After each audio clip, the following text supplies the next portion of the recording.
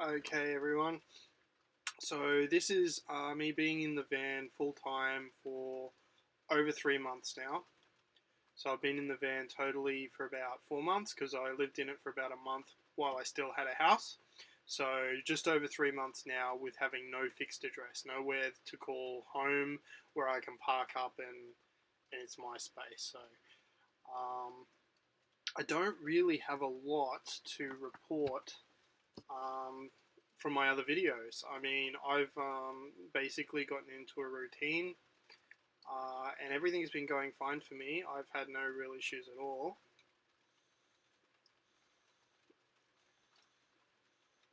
And so today is January the 3rd, and so we've just had Christmas and New Year's and all that sort of stuff.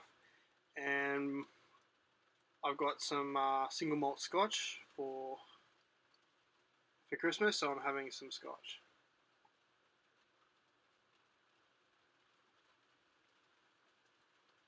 And that is a really good drop. So scotch and pipe makes Anthony a happy man. Anyway, I as I don't really have a lot to talk about. I've had no issues. I thought that this is a record of, hey, my third month. I want to do one every month for at least 12 months, up to the 12-month mark. And I'm in my van at night. It's raining. I don't know if you can hear the rain. And there's no water leaks. When I first moved into the van, there was some water leaks that Dad helped me fix up. When I put the second solar panel on, where I drilled in to the into the van to put the solar panel mounts, I had plastic white mounts. There is a web page on my website, aussievanlife.com, where I showed what I did originally. Water was leaking in a few places, but Dad helped me fill that in. And basically, if you can imagine that this is a screw, basically what you do, like a bolt, you put silicone underneath the head of the bolt, and then when you put the bolt down, it seals, and so then you can screw it up. I think we might have put a washer there as well. I can't fully remember. But basically, yeah, if you want watertight, make sure you have stainless steel bolts, like something that won't rust. And just under the head of the bolt, you put the silicone and you plonk it down. And then obviously Dad was underneath and I was on top, so I plonked it down. And then he screwed it in from the inside, and we created seals where I had all the holes.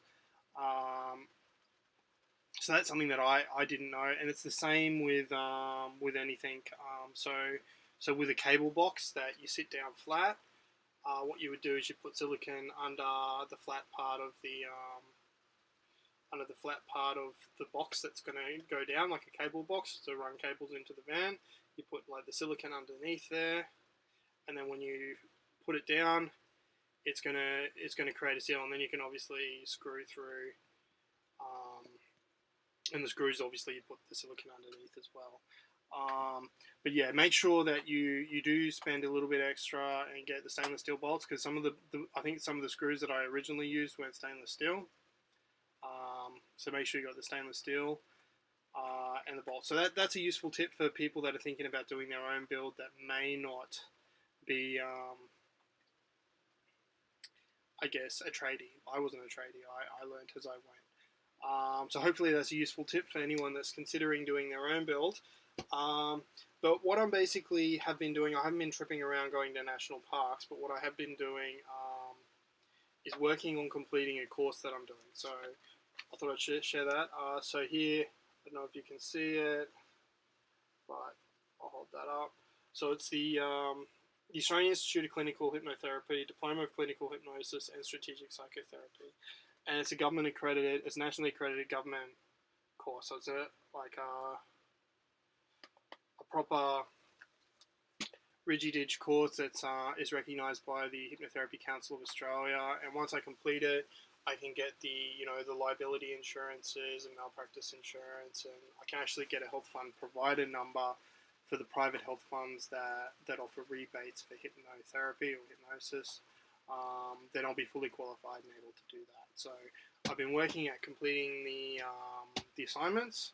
So I've done all the practicals already, which was 16 days of hands-on training for the hypnosis, like putting people into hypnosis and doing like strategic psychotherapy work with them.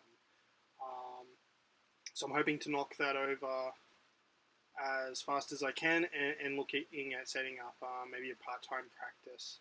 And the good thing about hypnotherapy is that there's not a lot of competition for it. And unlike other small businesses, like if you want to do web design or mow lawns or something, there's always going to be somebody that's going to offer it cheaper. But because this is like a professional service, and everybody tends to join associations and stuff, there's certain guidelines of pricing that you're not just going to go dirt cheap, because the courses aren't cheap to do, and obviously there's ongoing expenses with the continuing professional development and supervision and all that sort of stuff that the associations require of you. So I don't know if you're interested about that, but that's my some sort of personal information about me that I don't generally share. I'm trying to get a bit better with that sort of stuff, so I'm sharing a little personal tidbit of my life there.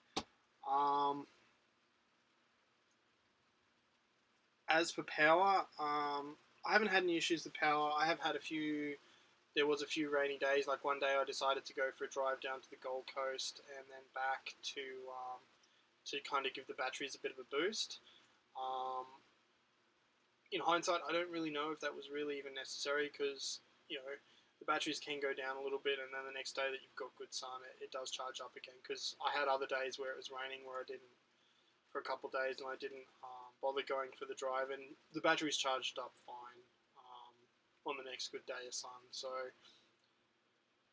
that is something that at least you can charge the batteries up a bit with the alternator if you want to go for a drive. But again, not really any major issues.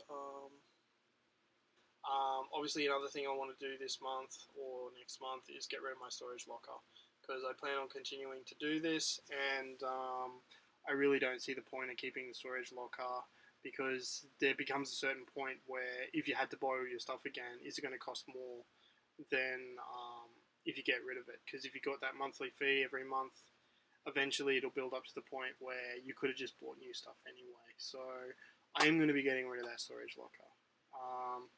Another question that I have been asked is what my expenses are in the van. So I do plan on tracking my expenses. I might do that in February,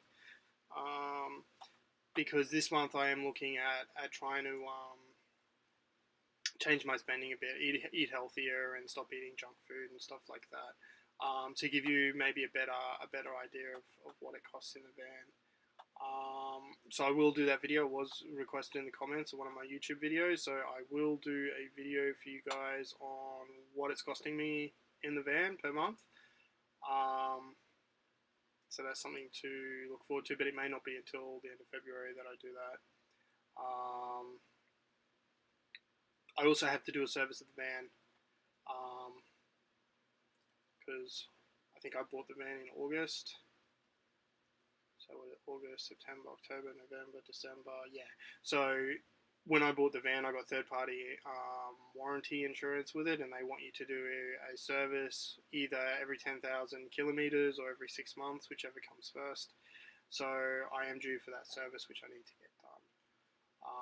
So I will actually keep the receipt of what the service costs. So I don't know. I'll share that with you guys when I do get the service done.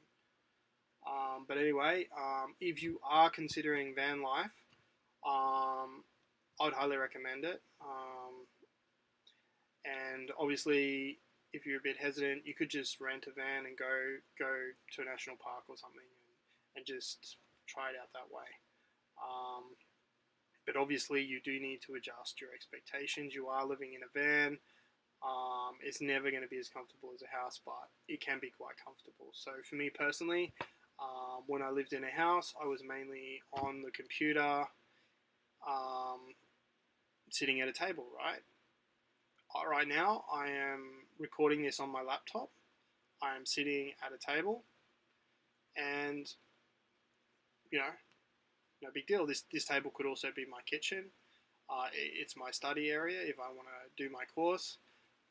Behind me, you can probably see the bed. I've got the bed right there. So, I mean, the two main things that I did was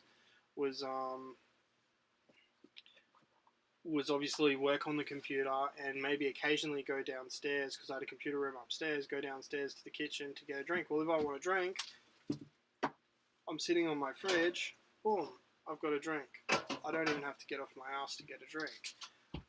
That's pretty good. Like over here, this is empty, but that's a Scotch bottle that I use when I'm drinking Scotch and Coke. I do have a Scotch and Coke here, as well as my single malt Scotch. But again, I got Scotch here. I got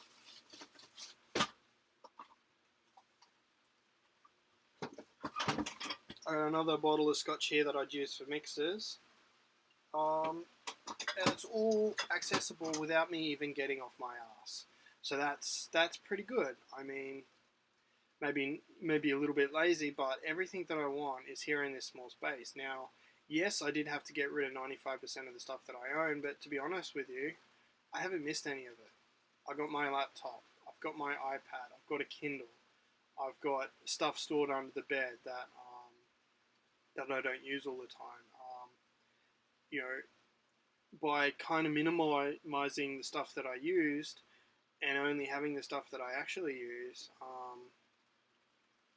haven't really missed it. I don't have any regrets at all on all the stuff that I got rid of and the stuff that's in my storage locker. And you don't need a lot to actually live and be happy. So I think that if you're watching videos like this, then van life may be for you, and that's something you need to obviously decide for yourself. But what's the worst that will happen? The worst that'll happen is that you decide it's not for you, and you move back into a house. So I see very little risk in doing the van life stuff. Anyway, I hope you enjoyed this video. If you do, obviously like, comment, subscribe, all that kind of good stuff. And if you do subscribe, remember to click the bell button beside the subscribe button and you'll be notified when I publish a new video. Alright guys, enjoy 2019. I wish you all the best.